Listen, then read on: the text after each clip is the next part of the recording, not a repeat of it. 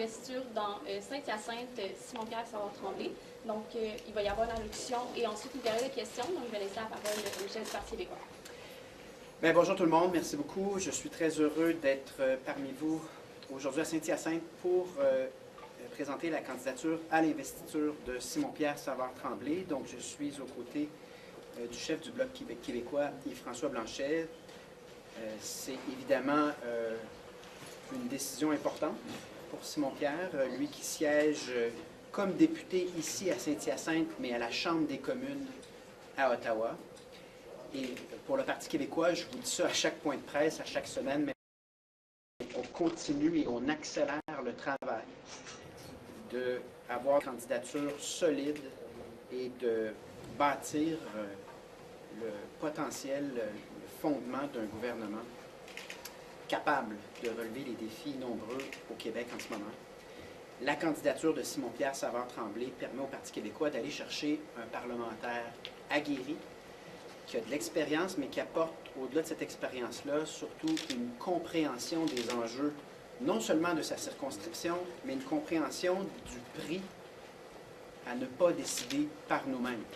Et c'est ça qui est fascinant avec l'expérience du Bloc, c'est d'être confronté à un Parlement dans le cadre duquel on a seulement 20% des sièges, et malheureusement dans le cadre duquel la voix du Québec est souvent marginalisée.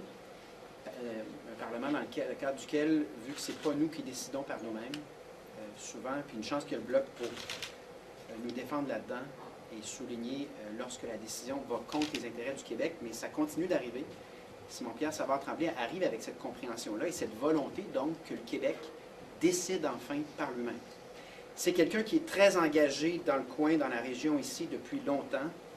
Et il a toujours très bien représenté les citoyens de Saint-Hyacinthe. Ça lui donne une connaissance pointue de chaque enjeu, il vous en parlera.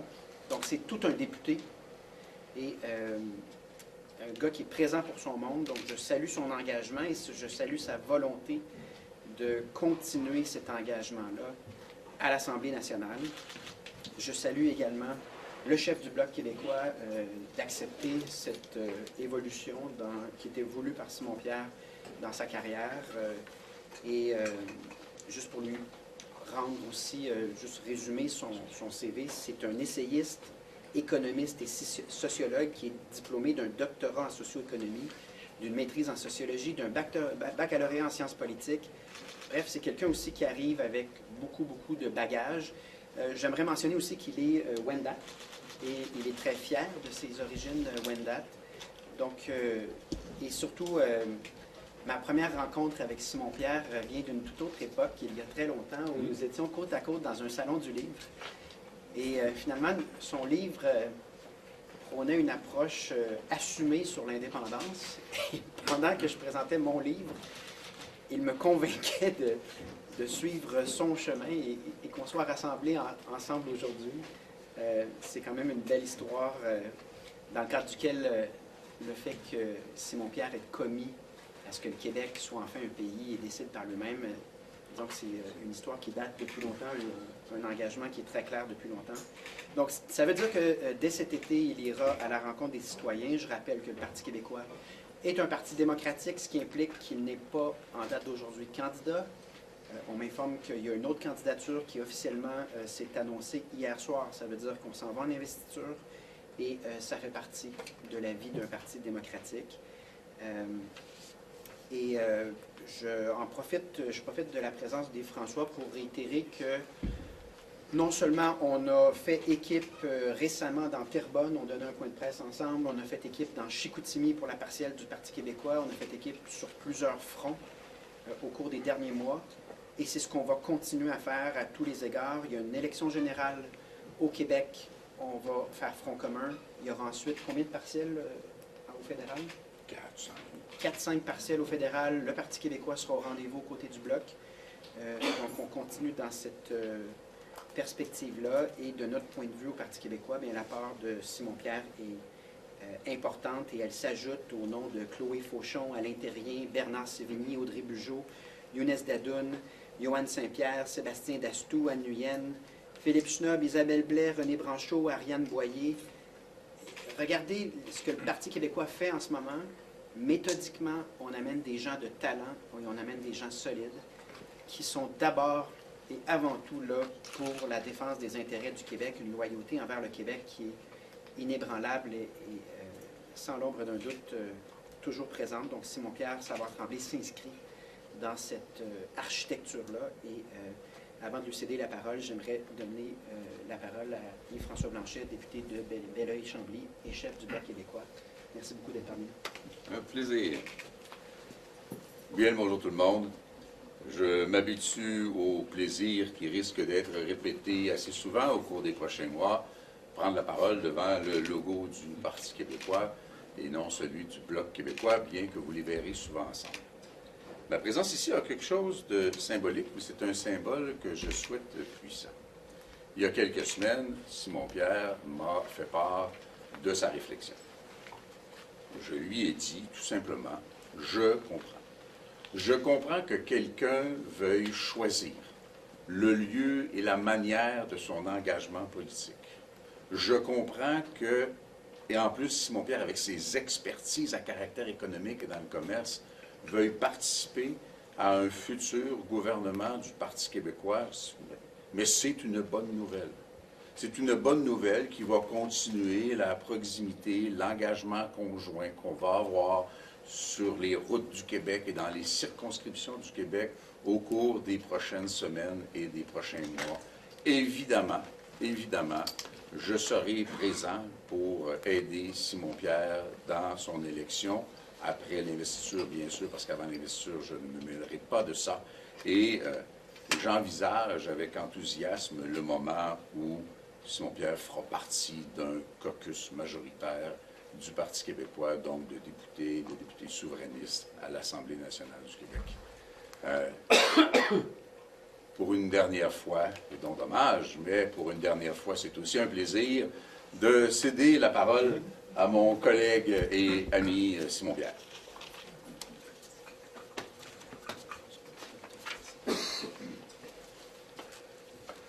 Alors, mesdames et messieurs, bonjour. Monsieur le chef du Parti québécois, monsieur le chef du Bloc québécois. Chers amis, c'est avec beaucoup d'émotion, mais surtout avec une profonde conviction, que je me présente aujourd'hui devant vous pour annoncer ma candidature à l'investiture du Parti québécois de Saint-Hyacinthe. Depuis maintenant près de 7 ans, j'ai l'honneur de représenter les citoyens et les citoyennes de Saint-Hyacinthe, Bagotte, Acton à la Chambre des communes. Cette expérience m'a permis de défendre le Québec sur plusieurs fronts.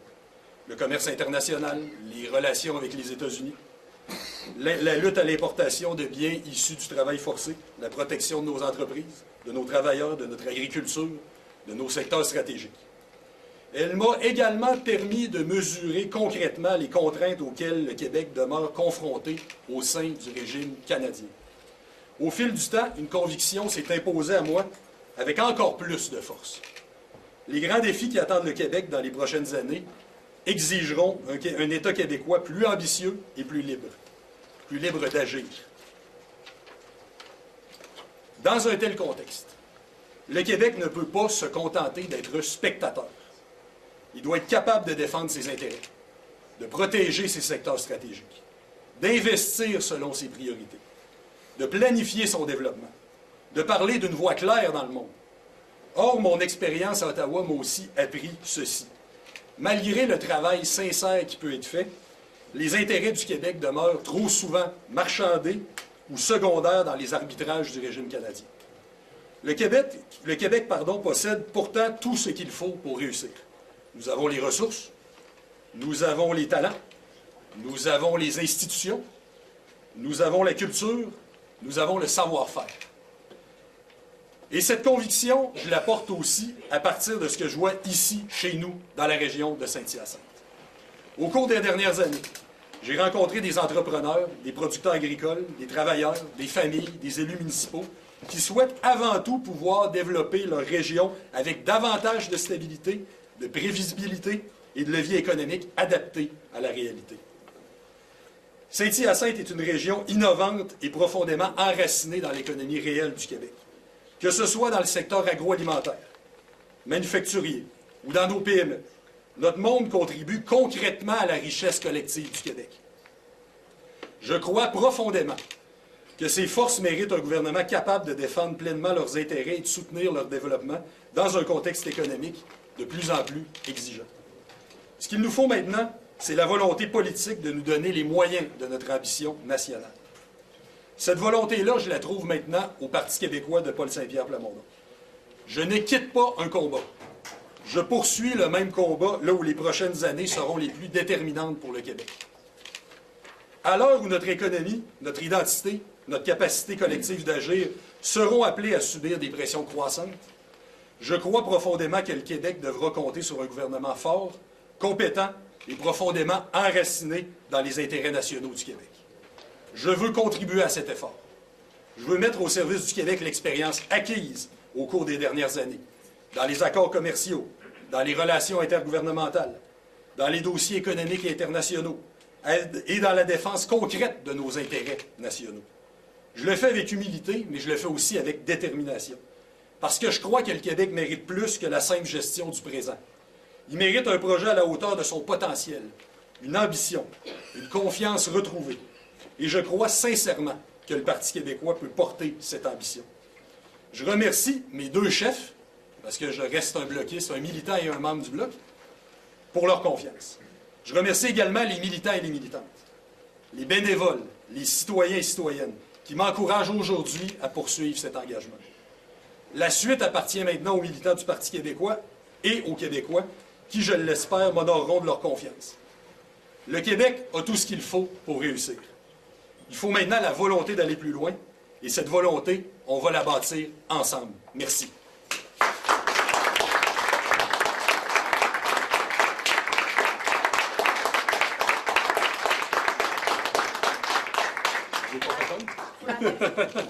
Pour la période de questions, ça va être une question par média. Merci de dire votre nom et votre média avant de poser votre question. Je vais lancer le bal, Valérie Gamache de Radio-Canada. D'abord, j'aimerais vous entendre, M. Blanchet. Je vais aller par ordre, l'ancien et le nouveau chef, pour ce compte-là. J'aimerais vous entendre sur... Bon, il y aura une élection partielle inévitablement ici. La souhaitez-vous plutôt que tard, cette élection-là? Et craignez-vous, avec ce qui s'est passé à Terrebonne, que, encore une fois, avec la popularité de M. Carney, cette circonscription-là vous échappe? Vous savez, la politique est comme la nature, elle a horreur du vide. Les intérêts du Québec ont horreur du vide, donc je souhaite évidemment que l'élection partielle ait lieu le plus tôt possible. Maintenant, je comprendrai très bien qu'on ne souhaite personne avoir une élection partielle au Québec en même temps que les élections québécoises, ce qui ne pourrait être source de confusion.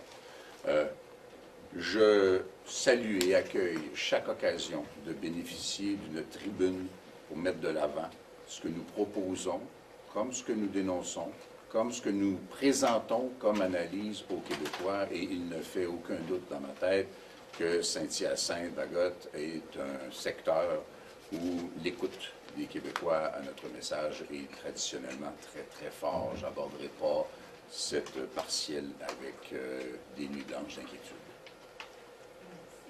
Monsieur Saint-Pierre Plamondon, on nous a présenté cette conférence de presse comme l'importance de montrer que les liens sont forts entre le Bloc québécois et le Parti québécois, mais également entre Paul Saint-Pierre Plamondon et Yves-François Blanchet.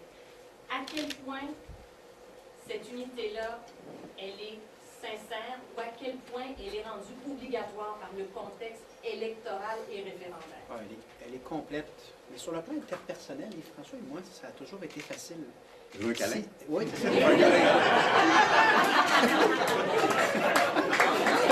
Celle-là va rester longtemps, je pense. Je pense qu'on a l'image. Vous as-tu donné ce que vous cherchiez?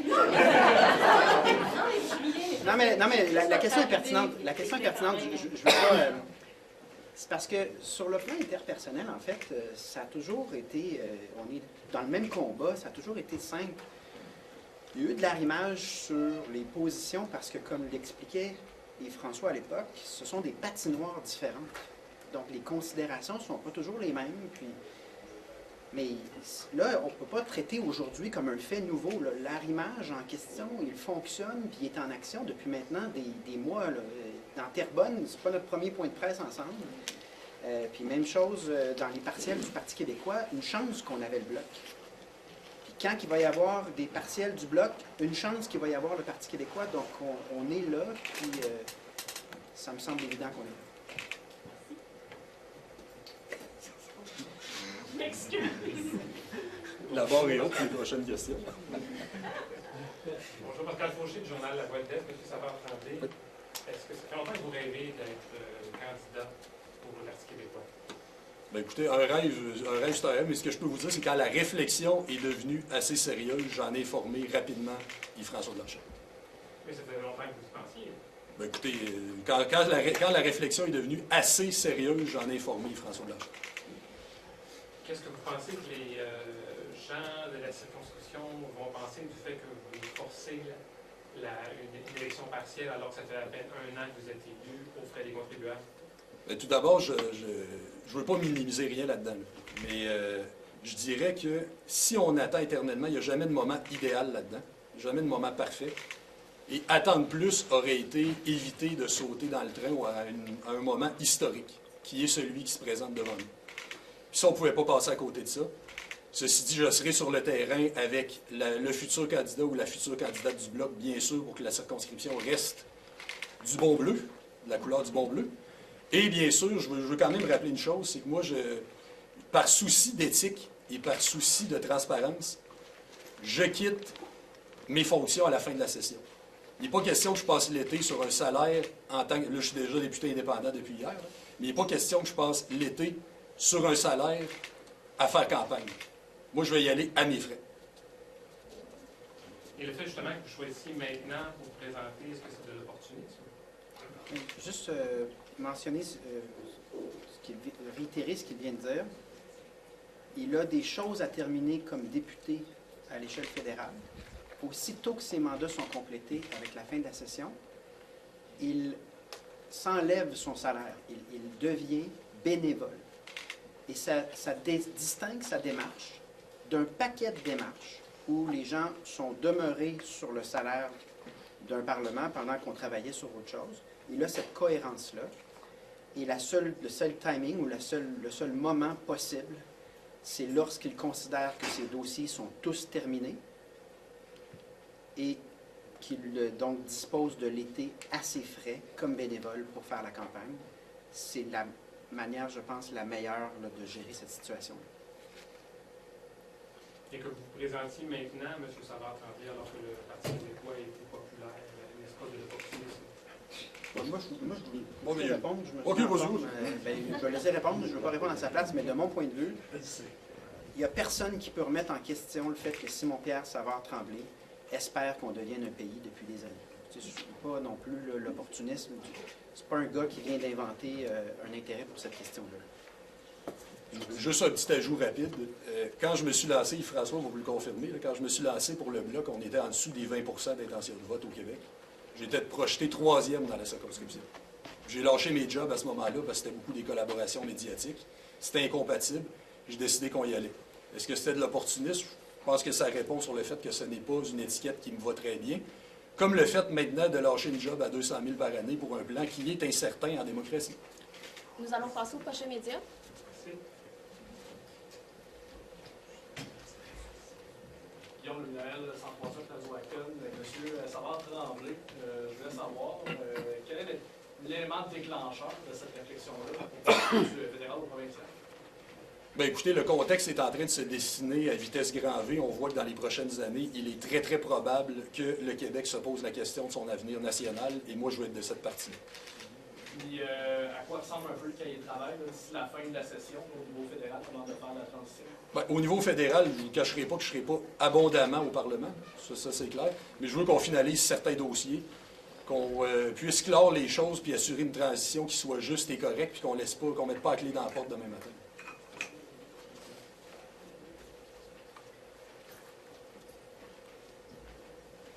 Du courrier de Saint-Hyacinthe, une question pour M. Savard-Tremblay. Vous avez siégé comme indépendant pour avoir donné votre démission tout de suite. Ben il faut se référer à la réponse précédente, c'est-à-dire que je souhaite qu'on clore, je souhaite pouvoir clore certains dossiers. Pour moi, c'est important, certains dossiers citoyens, ne pas laisser les gens sans aucune ressource du jour au lendemain. Ceci dit, comme je vous dis, c'est important, je ne passerai pas l'été sur mon salaire de député à faire campagne. Ça, je peux vous le redire, je ne passerai pas l'été à faire campagne sur mon salaire de député. À la fin de la présente session parlementaire, j'enverrai ma démission au président de la Chambre. Monsieur Blanchet, je me réfère au printemps 2024 où M. Éric Lefebvre a quitté la coalition Avenir Québec pour devenir indépendant et militer pour le Parti conservateur du Canada. Vous avez qualifié à l'époque cette décision-là de style immorale et malhonnête. En quoi cela diffère du code de M. Mais c'est toute la différence au monde, même que la question m'étonne. Éric Lefebvre a été payé par l'Assemblée nationale du Québec pour faire campagne dans le but de se faire élire à la Chambre des communes du Canada, ce que Simon Pierre ne fera expressément pas. Je peux vous assurer que ni Simon, ni Paul, ni moi n'aurions même voulu envisager ça. Il va fermer ses dossiers de circonscription, va finir la session et va, sur la base de ses propres moyens, faire campagne ou pré-campagne pendant l'été dans la perspective de son investiture.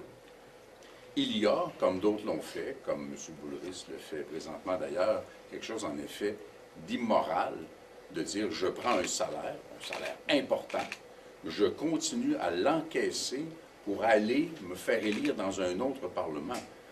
M. Guilbeault a la décence de dire moi, je ne m'en vais pas de nulle part ailleurs, là. C'est pas le détournement des ressources d'un Parlement vers un autre, parce que rappelons-nous que l'argent vient toujours de la poche des contribuables. Question rapidement pour la chaîne du Parti québécois. Il y a Mme Lemelin, qui est la présidente du comité exécutif de Saint-Hyacinthe, qui a annoncé sa candidature. Je pense qu'elle attendait depuis un moment déjà le hockey du parti pour se présenter.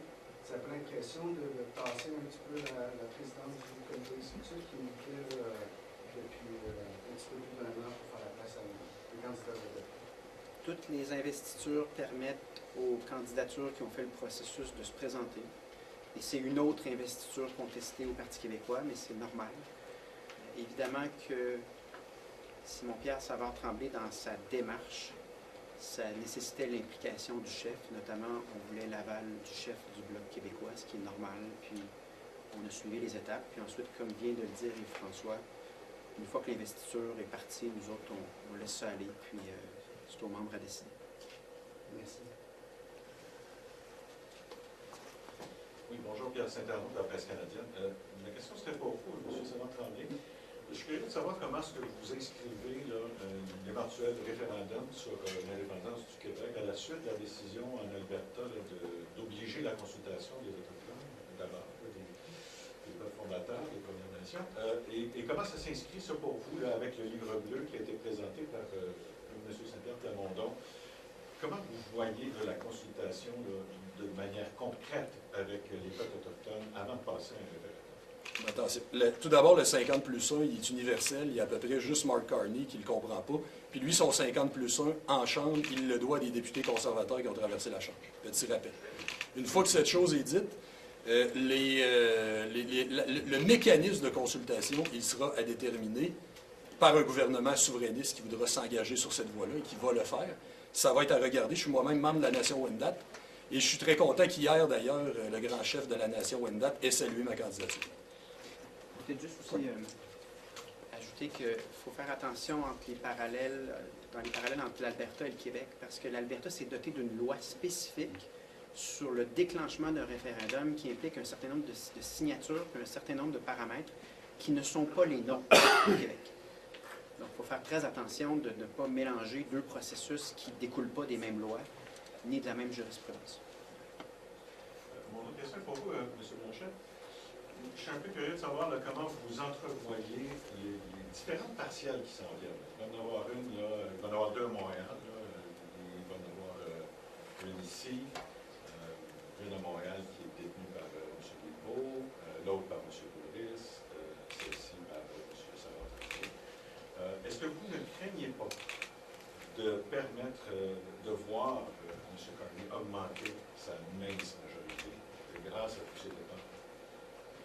Dans un premier temps, je les vois après l'élection à l'Assemblée nationale du Québec, dans laquelle nous allons investir nos énergies à côté de celles du Parti québécois. Dans un deuxième temps, il est difficilement dans ma nature de refuser les défis que la politique pose, sinon je devrais retourner chez nous. Je pense que M. Carney a gravement égratigné son vernis récemment par des gestes qui sont tellement contraires, notamment en termes d'énergie et de pétrole, à ce que sont les intérêts du Québec, en démontrant encore une fois, après le fameux discours de la Citadelle, ses propos sur la clarté d'un vote lors d'un référendum, qu'il a une méconnaissance profonde des Québécoises et des Québécois qu'il prétend quand même à temps partiel représenter un petit peu. Moi, je ne crains aucune de ces partiels-là.